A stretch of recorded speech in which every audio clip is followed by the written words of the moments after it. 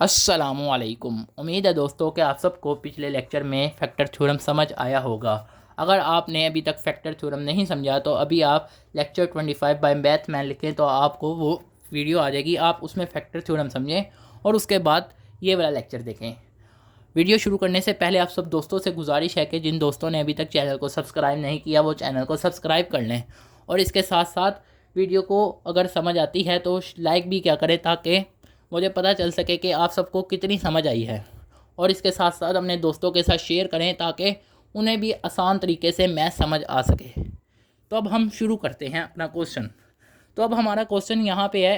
पहले उसने क्वेश्चन में हमें उसने ये चीज़ दी थी और हमने इस फॉर्म में लाना था।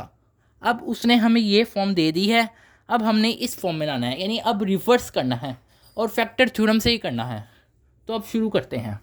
अब सबसे पहले अब हमने कहना है लेट पी ऑफ एक्स ये है और हमने जो कॉन्स्टेंट टर्म है उसे आप बोल्ड कर लें, यानी किसी भी मार्कर से कर लें, चाहे ना भी करें, ये मर्ज़ी आपकी। यहाँ पे मैंने आपको समझाने के लिए बोल्ड किया है, अगर आप बोल्ड कर लेंगे आपको आसानी से समझ आएगी। यानी जो कॉन्स्टेंट है ना, जिसके साथ कोई वेरिएबल नहीं लिखा हुआ, ना एक्स लिखा हुआ है, ना वाई, ना जेड, यानी कोई भी लिखा हुआ नहीं है, सिर्फ कॉन्स्टेंट टर्म है। कॉन्स्टेंट टर्म कहते ही उससे हैं जिसके साथ कोई वेरिएबल ना हो, यानी X Y Z A B C कुछ भी ना हो। तो इसके साथ कुछ भी नहीं है तो ये कॉन्स्टेंट टर्म है। अब हमने इसके फैक्टर निकालने हैं। फैक्टर ये मतलब होता है कि यानी कि ये कौन कौन से टेबल पे जाता है। अब अगर हम 6 देखें तो 6 +1 पे भी जाता है, -1 में भी जाता है, इसी तरह 2 पे भी जाता है, 3 पे भी जाता है, 6 पे भी जाता है। असल में 1 2 3 6 पे जाता है। ये प्लस माइनस भी हमने लिखना है।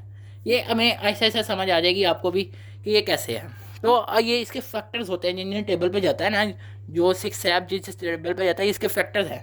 तो अब ये इन टेबल पे जाता है तो अब हमने इसके फैक्टर लिख लेने हैं और फिर हमने ये फैक्टर पुट करने हैं इस इक्वेशन में। अब जिस तरह +1 है, पहले हमने +1 को पुट करना है। अब हमने कहना है लेट एक्स इज इक्वल है +1 या x -1 इज इक्वल है 0, यानी कि अब ये जो है +1 था ना, अब ये जब इज इक्वल के इस तरफ जाएगा तो इसका साइन चेंज हो जाएगा। यहाँ पे +1 था, उस तरफ जाके -1 इज इक्वल है 0। तो यानी कि बात एक ही है, हमने असल में x पुट करना है ना कि x -1। तो अब हमने x की जगह +1 पुट किया इक्वेशन 1 में यहाँ पर।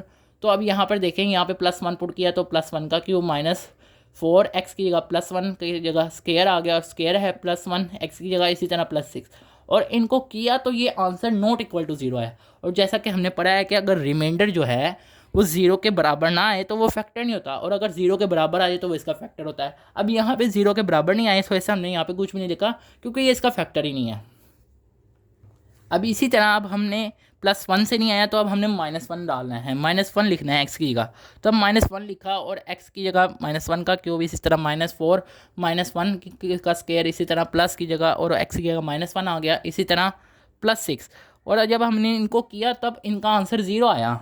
तो हमने कहा कि अब जब आंसर रिमाइंडर 0 आ जाए तो हम कहते हैं कि ये जो चीज़ है ये इसका फैक्टर है। तो हमने कहा अब x की जगह हमने -1 डाला तो हमने लिखा x इज इक्वल है -1 is a factor of p of x। इसी तरह क्योंकि अब x हमने कहा है -1 है तो अब -1 जब इज इक्वल के उस तरफ जाएगा +1 हो जाएगा और यहाँ पे फिर कुछ नहीं बचेगा क्योंकि यहाँ से हम -1 को हम मूव कर गए हैं, इज इक्वल के उस तरफ चला गया तो इसका साइन चेंज हुआ, +1 हो गया और यहाँ पे कुछ नहीं बचा तो ये 0 हो गया। तो इस वजह से अब हमने कहा कि ये जो है ये इसका फैक्टर है, यानी कि इस एक्सप्रेशन का जो है ये फैक्टर है। अब हम यहाँ पर x की जगह जो है 2 पुट करते हैं तो यहाँ पे आंसर आता है। अब यहाँ पे आप कहेंगे देखेंगे डायरेक्ट मैंने किया है, तो अब यहाँ पे देखें अब डायरेक्ट क्यों किया है, ताकि अब हम कैलकुलेटर से भी कर सकते हैं। अब ये देखें, पहले हमने इस फॉर्म में लिख लेना है 2 की जगह, यानी कि जो जो उसकी है वो लिख लेना है, आपने ये सॉल्व नहीं करना। अब इसे डायरेक्ट कैलकुलेटर पर इसी तरह लिख लो। 2 का क्यूब यहाँ पे मैंने ऐसे लिख लिया, 2 लिखा, क्यूब लिखा -4, 2 का स्क्वायर +2, इसी तरह +6 और अभी इज इक्वल का बटन दबाया तो आंसर जो है ये देखें 0 आ गया है। ये देखें ये 0, अब 0 जो है हमने लिख देना है। अब जैसा कि अगर 0 आ जाए तो हमारा काम सॉल्व हो जाता है। हम कहते हैं क्योंकि अगर 0 आता है रिमाइंडर तो वो उसका फैक्टर होता है। तो हमने कहा क्योंकि x इज इक्वल आ गया, अब हमने +2 रखा था ना, तो हमने कहा या x -2 जो है ये is a factor of polynomial expression. इसी तरह अब हमने +3 किया। अब 3 किया तो 3 जो है, अब हमने 3 किया तो 3 भी देख लेते हैं कैलकुलेटर पे। पहले इस तरह लिख लिया क्वेश्चन की फॉर्म में और फिर इसके बाद 3 को कैलकुलेटर पे करते हैं। ये देखें पहले मैंने ऐसे लिखा है, अब ये देखें 3 का क्यूब, इसी तरह -4 और 3 का स्क्वायर, इसी तरह +3 और +6 और फिर बाद में इस इक्वल का बटन दबाएंगे तो ये देखो आंसर क्या आ रहा है, 0 आ रहा है। तो हमने यहाँ पे लिख देना है 0। तो पहले आपने इस फॉर्म में लिख लेना और कैलकुलेटर पे इस तरह ही लिख लेना है और आपका आंसर जो आएगा आपने लिख लेना है। अब 0 आ गया है तो अब हमने कहा क्योंकि x जो है वो +3 आया है या x-3 जो है इज इक्वल है 0, क्योंकि +3 जब इज इक्वल के उस तरफ जाएगा तो उसका साइन चेंज हो जाएगा। तो हम कहेंगे x-3 जो है इज इक्वल है 0। इस तरफ कुछ नहीं बचा तो 0 हो गया, क्योंकि जब हम +3 उधर ले जाएंगे तो पीछे 0 बचेगा, कुछ भी नहीं बचेगा। तो अब हम कहेंगे ये इसका फैक्टर है।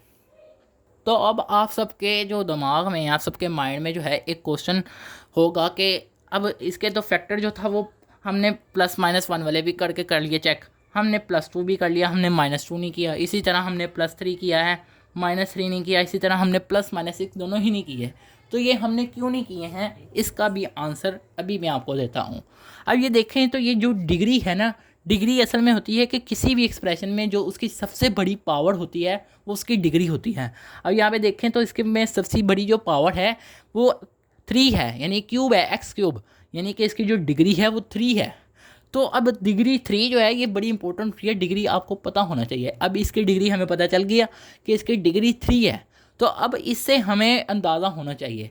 अब डिग्री 3 का मतलब ये है कि इसमें बस 3 फैक्टर्स होंगे, ना 3 से कम होंगे ना 3 से ज़्यादा होंगे, सिर्फ और 3 फैक्टर्स होंगे। यानी कि डिग्री 3 है तो इसका मतलब है 3 फैक्टर से ज़्यादा फैक्टर्स नहीं हो सकते। अब हमने 3 फैक्टर्स निकाल लिए ना, अब हमने अपनी मर्ज़ी से निकालने हैं। अब सबसे पहले मैंने बताया कि यहाँ पे +6 जो है इसके फैक्टर निकालने हैं और उनमें से कोई से 3 चेक कर लेने हैं, जो अगर जिसमें 0 आ गया आपने वो लिख देने हैं। अभी देखें यहाँ पे भी 0 आया था, यहाँ पे देख लें, ये देख लें, +1 भी 0 आया था। अभी मैं थोड़ा सा इसे करता हूँ छोटा तो फिर आपको सही समझ आएगी।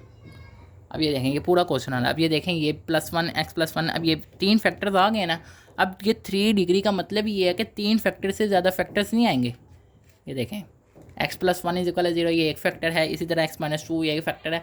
अब इसका मतलब भी, डिग्री का मतलब ये होता है कि ये इतने ही फैक्टर हैं, बस इतने ही आएंगे, इससे ना कम होंगे ना ज़्यादा होंगे। तो अब ये देखें तो यहाँ पे अब हमने इसकी जगह हमने ये फैक्टर लिख दिया, x+1 इज इक्वल 0। अब जहाँ जितने 3 जब मुकम्मल हो जाएंगे ना, कोई से 3 आप जो पुट करेंगे, जब आंसर आ जाएगा तो आपको आगे मज़ीद करने की ज़रूरत ही नहीं है। तो अब हमने यहाँ पे लिखा, ये देखें x³ जो है, अब इसकी जगह हमने x+1 और इसी तरह x-2, x-3 ये सारे लिख लिए जो कि बराबर आए हैं 0 के। तो अब ये हमारा आंसर था। तो अब अगले क्वेश्चन में इसी के रिलेटेड हम एक और क्वेश्चन करेंगे, वो इससे थोड़ा सा चेंज है, शुरू में चेंज है, आगे जाके सारा कुछ उसी तरीके से है। तो उम्मीद है कि दोस्तों आपको समझ आई है। अगर आप सबको समझ आई है तो वीडियो को लाइक करें ताकि मुझे सही अंदाज़ा हो सके कि आपको कितनी वीडियो समझ आई है। और इसके साथ साथ अपने दोस्तों के साथ वीडियो को शेयर भी करें और चैनल को सब्सक्राइब भी कर लें जिन्होंने अभी तक सब्सक्राइब नहीं किया। आप सब दोस्तों का वीडियो देखने का शुक्रिया।